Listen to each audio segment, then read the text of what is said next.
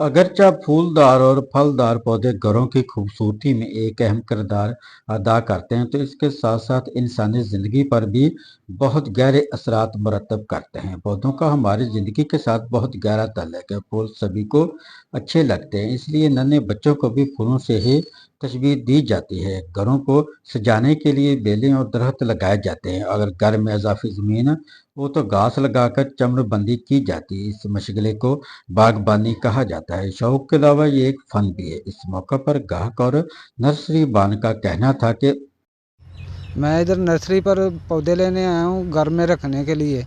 घर में पौधे रखने बहुत ज़रूरी है और बच्चों की सेहत के लिए, बड़ों के लिए बहुत ज़रूरी है।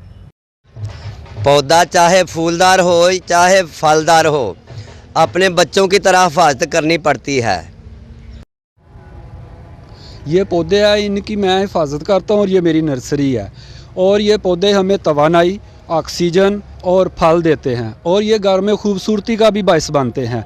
मैं तो ये चाहता हूँ कि ये पौधे जो हैं हर घर में होने चाहिए, क्योंकि ये ऑक्सीजन में इजाफ़ा करते हैं और जितने ज़्यादा पौधे होंगे और मौसम भी खुशगवार होगा। घरों में लगे फल और फूलों से न सिर्फ एक ताजगी का एहसास होता है, बल्कि दिमागी सुकून भी मुयस्सर होता है। ये फूलदार पौधे इंसानी ज़िंदगी को ऑक्सीजन भी फराहम करते हैं। मुल्क में बढ़ती फ़ज़ाई आलूदगी में कमी के लिए दरख्त और फूलदार पौधों की आबियारी नहायत ज़रूरी होती है। कैमरामैन मियां सफरमान के साथ वाश न्यूज़, फैसलाबाद।